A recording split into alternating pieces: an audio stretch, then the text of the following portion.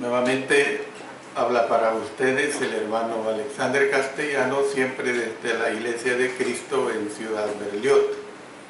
Estamos en estos estudios complementarios de la vida y ministerio de nuestro Señor Jesucristo y le estamos dando importancia cuando el Señor fue recibido arriba en gloria. Hemos visto el primer mensaje que ha servido de introducción y lo estamos basando básicamente en el libro de los Hechos, en el capítulo 1, versos 9 hasta el 12. Una vez hemos visto la parte que introduce cuando Él fue recibido arriba en gloria, vamos a ver la glorificación del Señor Jesucristo. Es importante que entendamos estos detalles porque hemos visto cuando Él ascendió de nuevo a su lugar, pero no hemos visto lo que representa esta glorificación del Señor Jesucristo. Quiero decirles que con la ascensión se culminó el pasado. Se culminó cuando Jesús fue recibido arriba en gloria. Él dijo que era necesario que el Cristo entrara en su gloria. El apóstol Pablo escribió que Jesús fue recibido arriba en gloria. Esto es una realidad. El apóstol Pedro dijo que Dios le ha dado gloria. Entonces, desde el mismo Señor Jesucristo, pasando por el apóstol Pablo y también por el apóstol Pedro, dan testimonio de la gloria que Él tuvo cuando fue recibido en esta gloria. Bueno, aunque parezca sorprendente, hermanos, la ascensión constituye el momento cumbre de la obra de nuestro Señor Jesucristo. Esto nosotros tenemos que entenderlo claramente. Hay que considerar esta idea por un momento.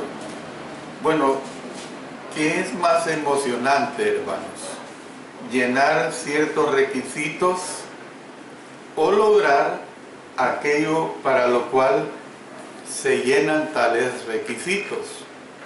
Por ejemplo, cuando una persona anda buscando trabajo, ya sea en el campo que sea, un obrero, un buen profesional, presenta su hoja de vida y ahí en esa hoja de vida se describe lo que él es, lo que la persona es. Es decir, se describe las habilidades que él tiene. Esos podemos decir que son los requisitos que se piden. Pero la otra situación, hermanos, es cuando realmente se llenan esos requisitos. Y es lo más importante y es cuando se le da la importancia de vida a esa persona. Usted, por ejemplo, ha oído en el campo deportivo, es bien común esta situación en los campeonatos mundiales de cualquier deporte que sea, los Juegos Olímpicos. Yo le puedo decir que es lo más emocionante para recibir es decir, para ganar la carrera. Todos los concursantes van felices, pero lo más emocionante es cuando algunos, porque no todos lo van a ganar, se paran en el banquillo de los que reciben las medallas. Entonces, esta es la realidad que nosotros presentamos aquí con nuestro Señor. El Señor había hecho toda su faena aquí en la tierra y ahora pues Él volvía a su estado eterno, al estado del cual había gozado siempre y goza eternamente. Es decir, que hasta este momento el Salvador se había estado preparando para la obra de sumo sacerdote, para la obra de rey, y entonces vemos que la ascensión coronó esa preparación. Entonces podemos decir pues que si el domingo de resurrección constituye el día más emocionante de las vidas de los discípulos, es bien probable que para Jesús lo constituye el día de la ascensión, el día que los apóstoles vieron su regreso. Entonces, Él es el creador que había descendido hasta este nivel y había renunciado a tanto. Estaba ahora, hermanos, dirigiéndose a casa como un soldado que volvía por el océano después de una prolongada y sangrienta guerra. Es decir, estaba regresando a su estado inicial totalmente victorioso. Entonces, con esta introducción a la glorificación que pertenece a Cristo Jesús, vamos a ver específicamente cómo es que Él fue glorificado. Usted trate de imaginarse cómo habría sido cuando Jesús volvió al cielo. Solo imagínese. Hay cosas que a nosotros nos quedan nada más imaginarlas. No es como cuando se dio el día de Pentecostés, que aunque nosotros no estuvimos presentes, pero fueron miles de personas que presenciaron lo que sucedió el día de Pentecostés. Pero ¿se imagina usted las exclamaciones de gozo que debieron de haber resonado por la esfera de los cielos cuando el Señor ascendió? El Salmo 24, y le pido que tenga su Biblia abierta en el Salmo 24. Este Salmo 24 era un cántico de victoria para el momento en que un gran rey volvía a casa. Alguien ha insinuado que las palabras del Salmo 24 pueden aplicarse al regreso del Señor al cielo.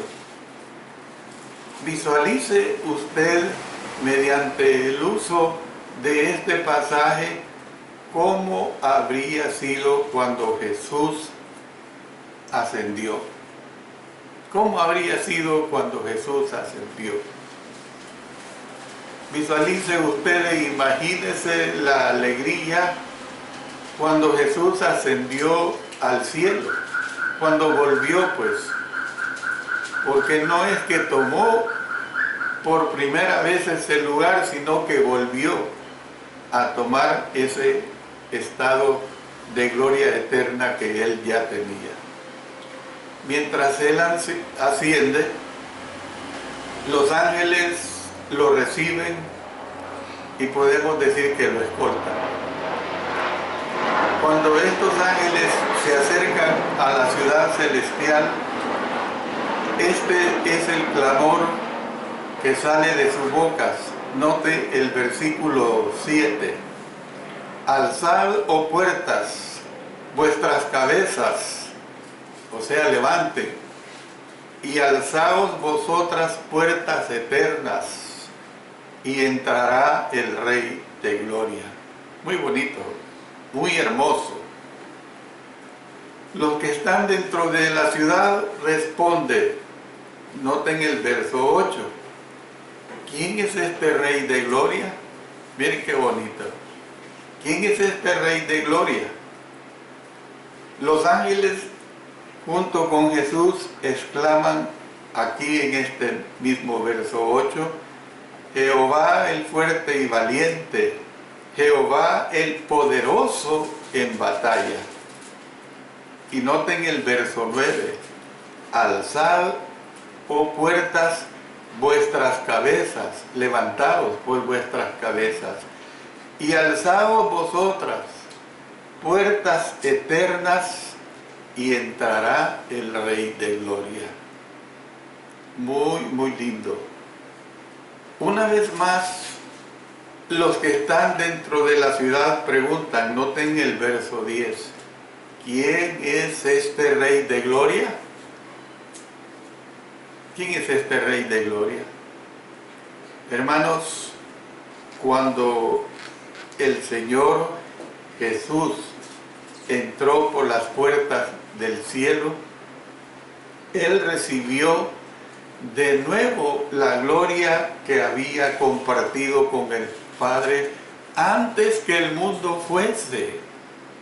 Antes que el mundo fuese, lo dice Juan capítulo 17, versículo 5.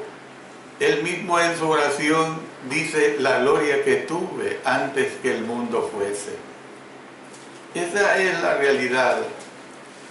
Noten lo que dice en Filipenses capítulo 2, versos 9 al 11, que por cierto ya lo hemos estudiado bastante en el estudio de la carta a los filipenses.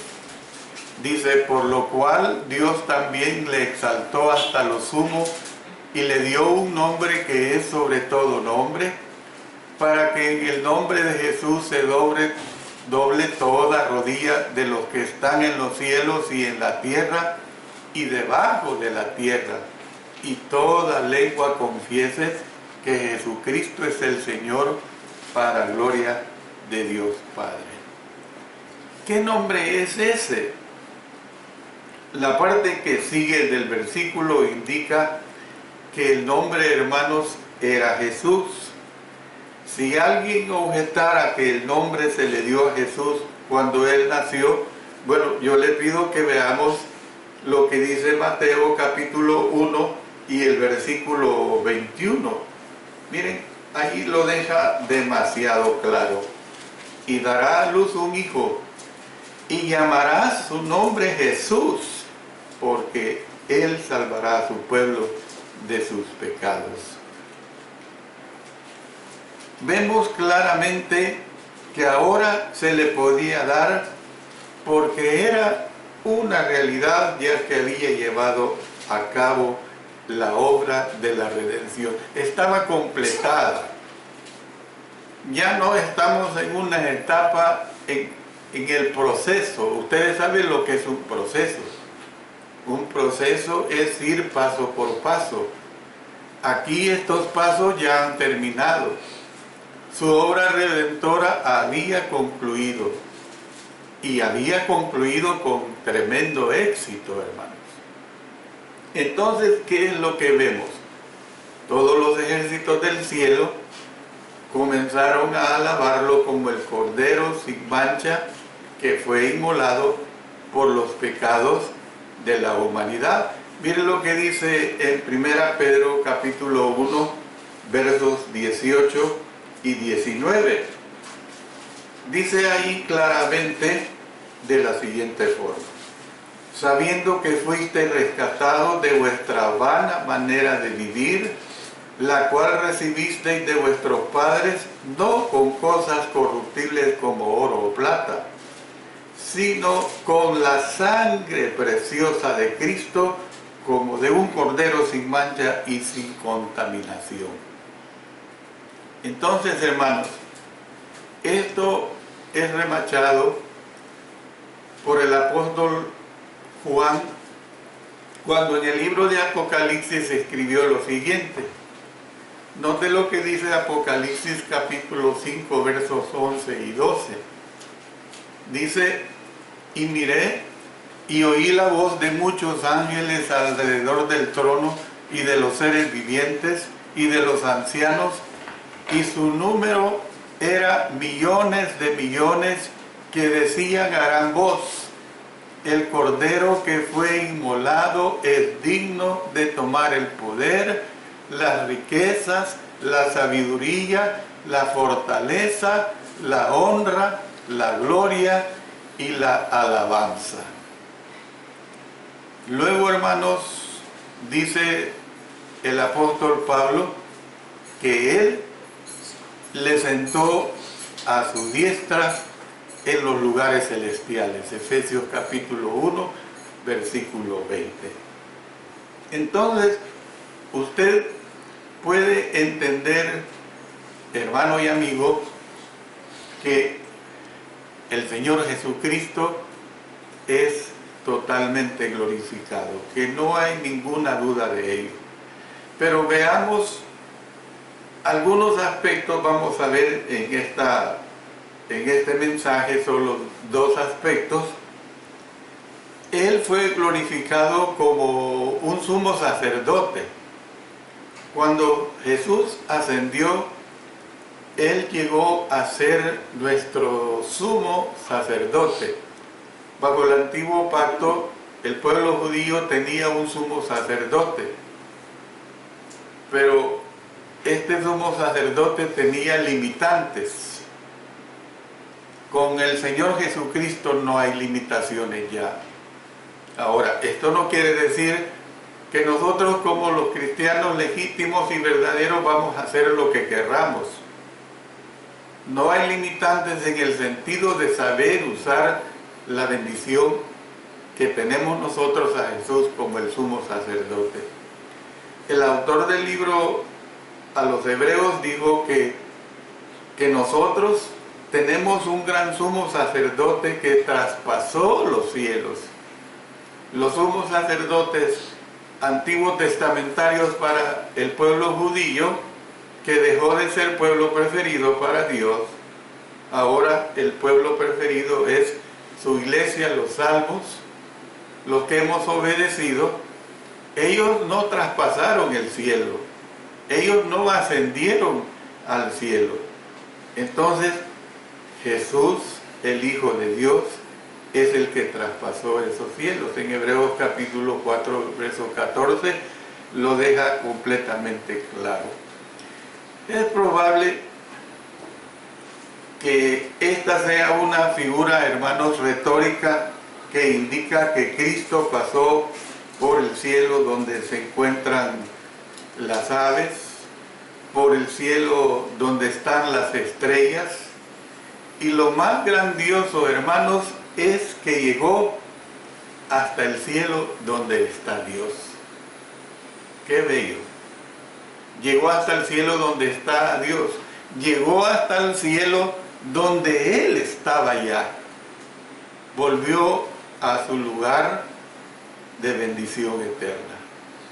En tiempos del Antiguo Testamento, una vez al año, el día de la expiación, el sumo sacerdote entraba al lugar santísimo con la sangre de animales para hacer expiación por sus pecados y por los pecados del pueblo.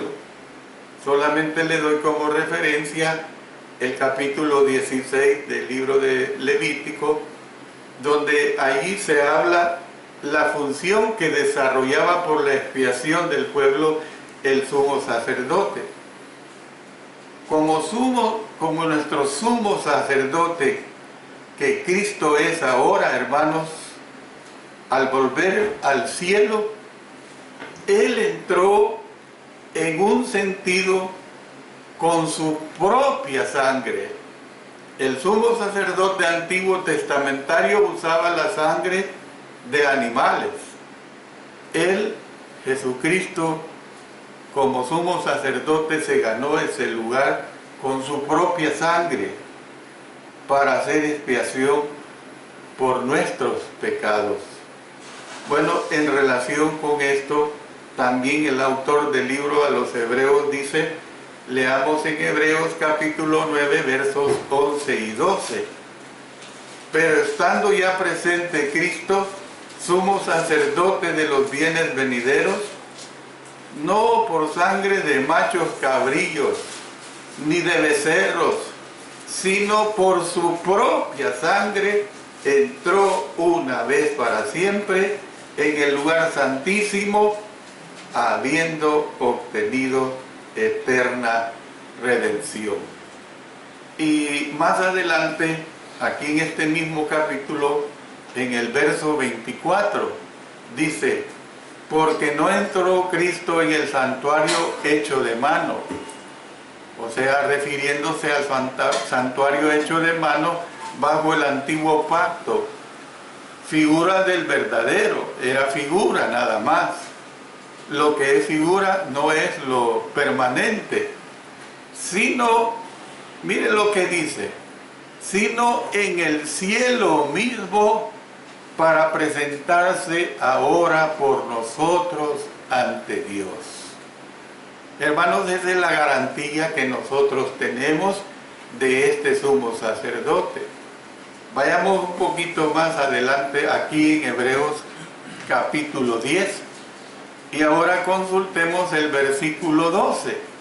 Dice: pero Cristo, habiendo ofrecido una vez para siempre un solo sacrificio por los pecados, se ha sentado a la diestra de Dios.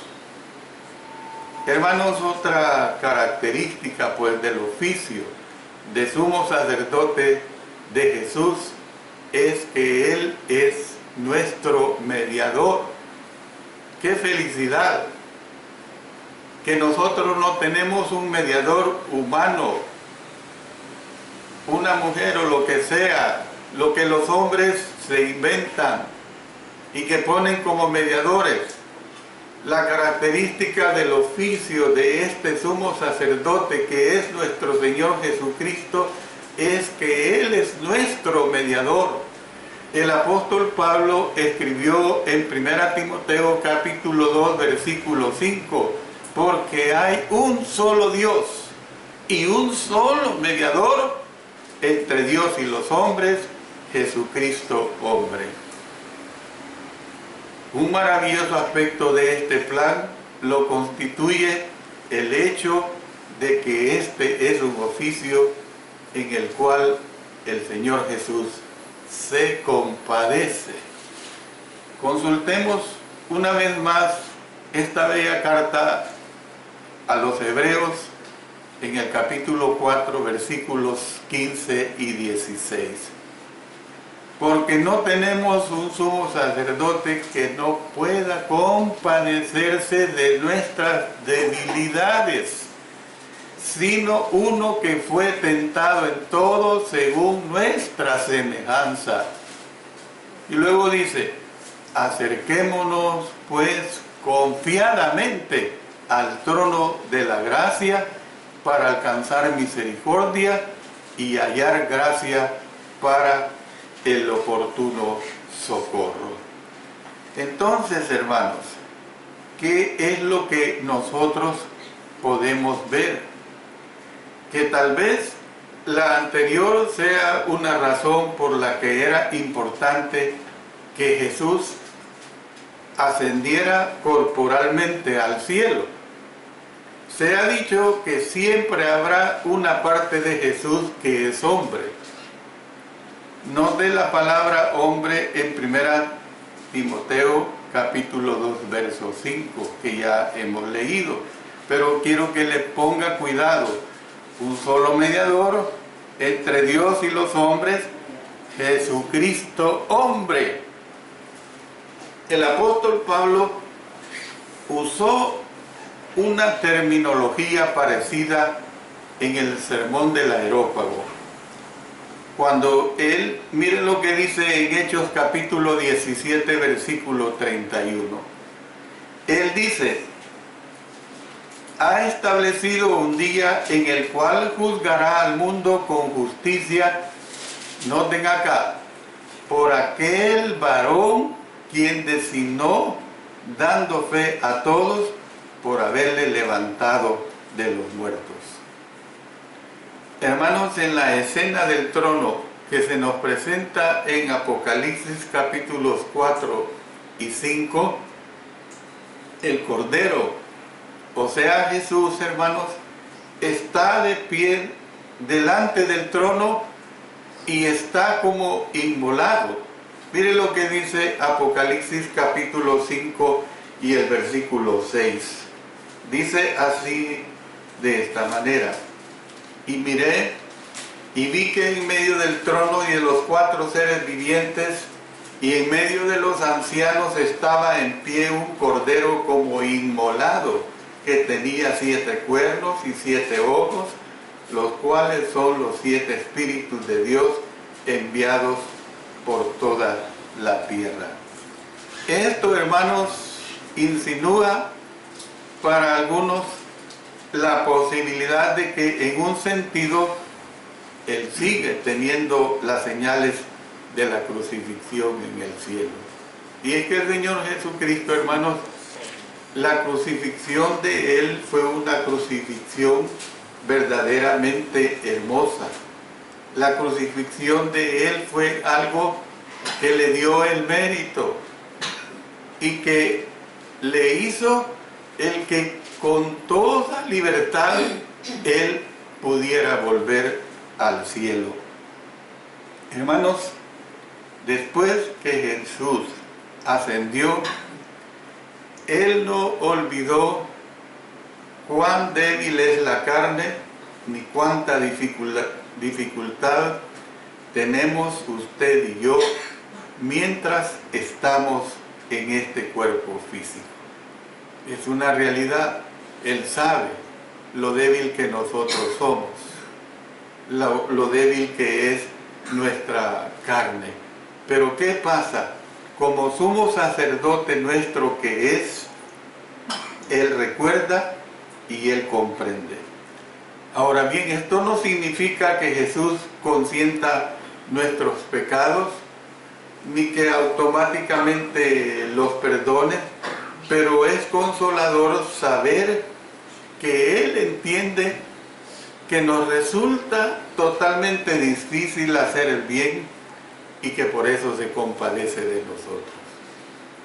Esto no es una manera de decir que el Señor Jesús va a permitirnos que nosotros querramos hacer lo que querramos hacer en una forma totalmente desenfrenada, en una forma que nosotros no tendremos cuidado de nuestras vidas.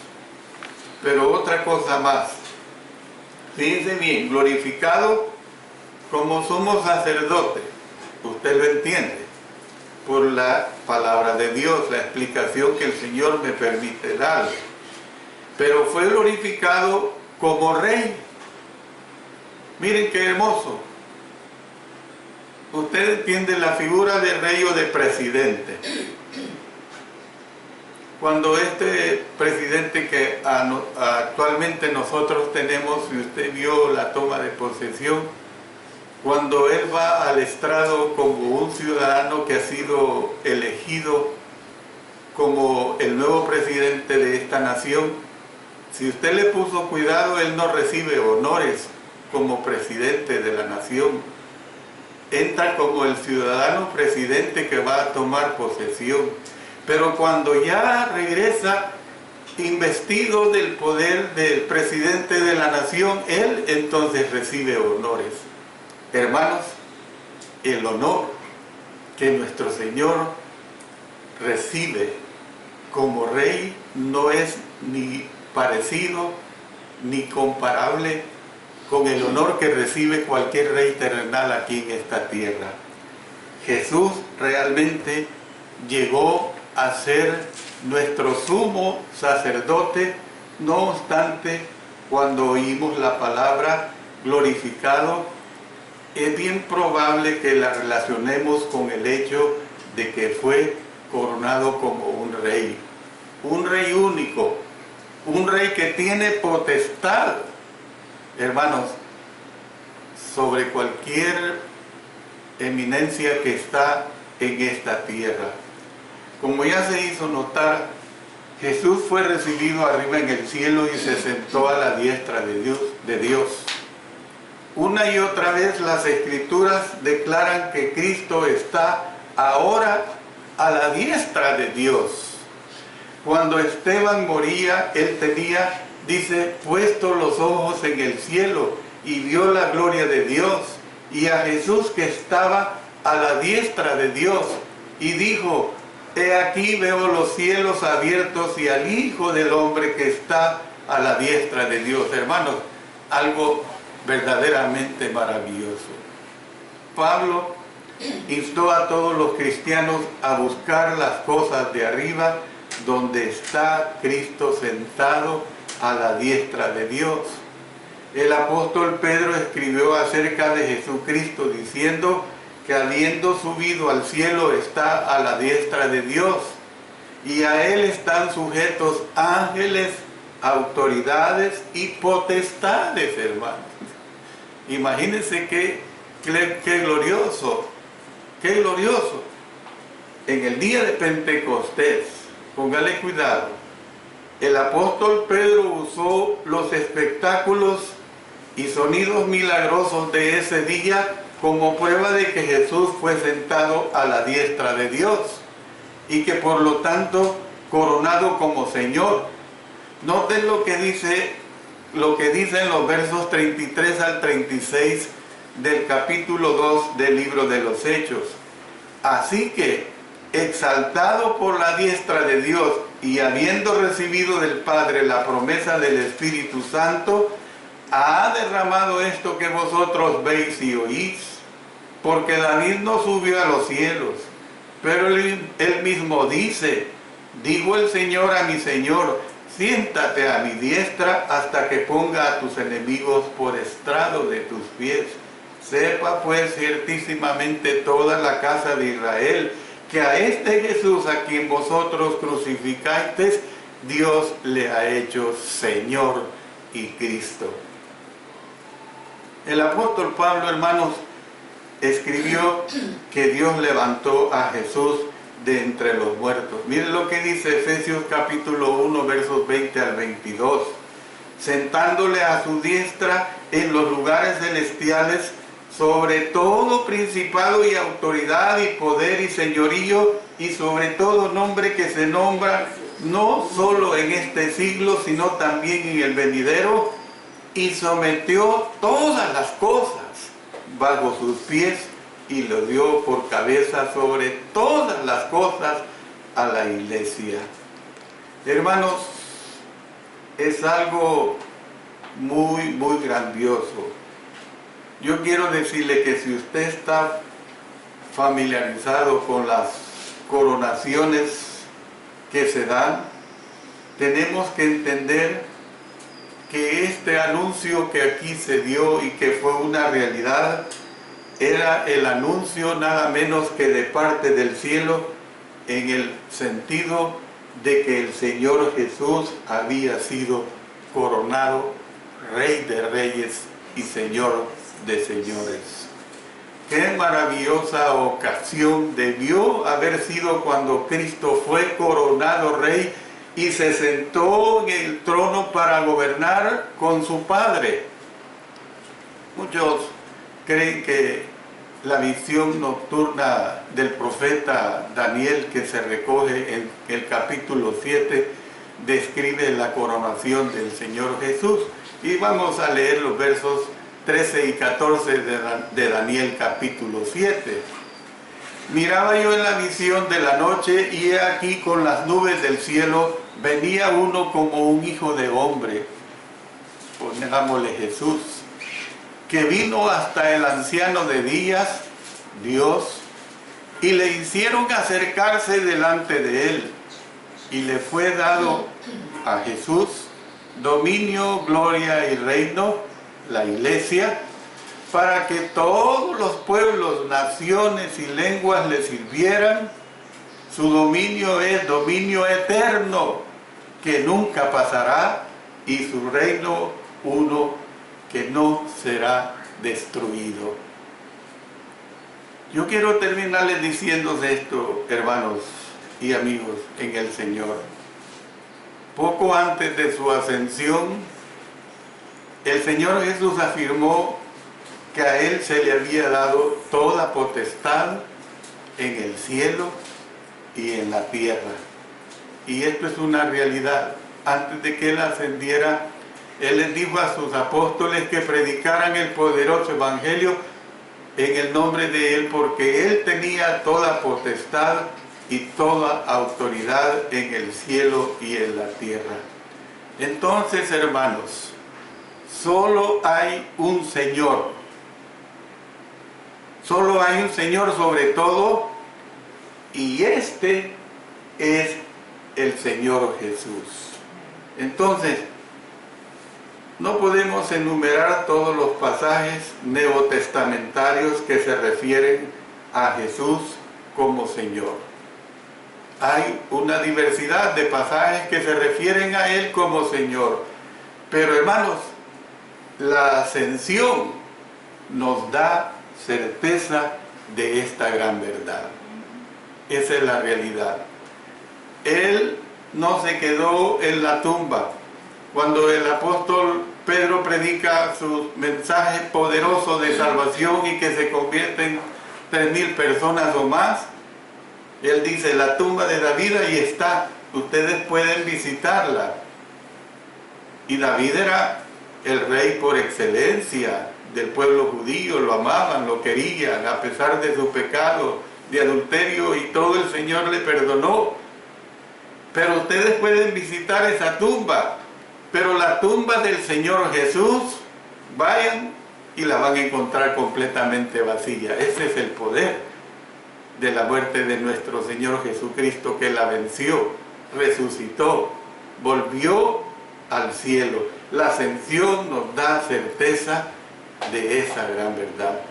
Dios bendiga su bendita palabra.